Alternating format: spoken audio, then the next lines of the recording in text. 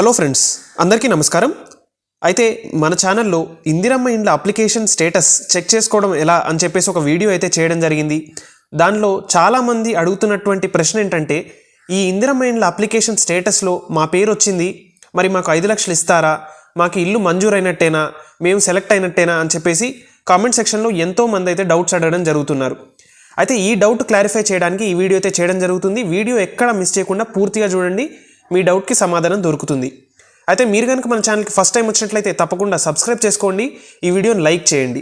అయితే ఇప్పుడు ఫస్ట్ మీకు ఇందిరమ్మ ఇండ్ల అప్లికేషన్ స్టేటస్ ఎలా చెక్ చేసుకోవాలని చెప్పి ఒకసారి మళ్ళీ చూపిస్తాను. దాని తర్వాత మీ డౌట్ అనేది క్లారిఫై చేస్తాను. ఒకసారి చూడండి. ఇది ఇందిరమ్మ ఇండ్ల అఫీషియల్ వెబ్సైట్ అనమాట. దీంట్లో ఇక్కడ మోర్ మీద క్లిక్ చేసి అప్లికేషన్ సెర్చ్ మీద క్లిక్ చేయండి. మీరు ఈ పేజ్లోకి వస్తారు.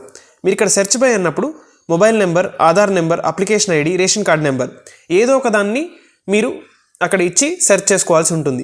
నేనైతే మొబైల్ నెంబర్తో సెర్చ్ చేస్తున్నాను. ఇక్కడ చూడండి, ఇక్కడ మనమైతే మన మొబైల్ నెంబర్ ఎంటర్ చేయాల్సి ఉంటుంది. ఎంటర్ చేసిన తర్వాత గో మీద క్లిక్ చేయండి. మీరు ఈ పేజ్లోకి వస్తారన్నమాట. ఇక్కడ మన అప్లికేషన్ డీటెయిల్స్ అన్నీ అయితే ఉంటాయి. ఇవి మన అప్లికేషన్ డీటెయిల్స్ అనమాట. అయితే దీంట్లో పేరు వచ్చినంత మాత్రాన మనకి ఇల్లు వస్తుందని 100% కన్ఫర్మ్ కాదు. అయితే కొంతమందికి రావచ్చు, కానీ ఇప్పుడు ఇది జస్ట్ మీరు చేసిన దరఖాస్తు, మీరు చేసిన అప్లికేషన్ ఫామ్ ప్రభుత్వానికి అందిందా లేదా అని చెప్పడానికి ఒక కన్ఫర్మేషన్ మాత్రమే ఇది. సో మీరు చేసిన దరఖాస్తు అనేది, ఒకవేళ మీ అప్లికేషన్ డీటెయిల్స్ మీరు మొబైల్ నెంబర్ లేదా ration card number, Aadhaar card number ఏదైనా ఎంటర్ చేసి సెర్చ్ చేసిన తర్వాత మీ పేరు ఇక్కడ వచ్చినట్లయితే మీరు చేసిన దరఖాస్తు ప్రభుత్వానికి అందినట్లు.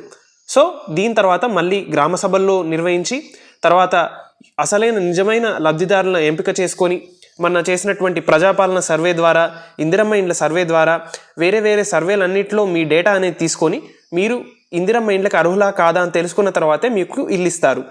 ఒకవేళ మీ డీటెయిల్స్ అనేవి ఇక్కడ రాకపోతే మళ్ళీ ఇందిరమ్మ ఇండ్ల అప్లికేషన్ ఫామ్ ఫిల్ చేసి గ్రామ సభల్లో మీరు అందించినట్లయితే మీకు ఇల్లు తప్పకుండా వస్తుంది. ఈ వీడియో మీకు నచ్చినట్లయితే లైక్ చేయండి, ఈ వీడియోని మీ ఫ్రెండ్స్కి షేర్ చేయండి, మన ఛానల్ సబ్స్క్రైబ్ చేసుకొని రెడీగా ఉండండి. Thank you for watching.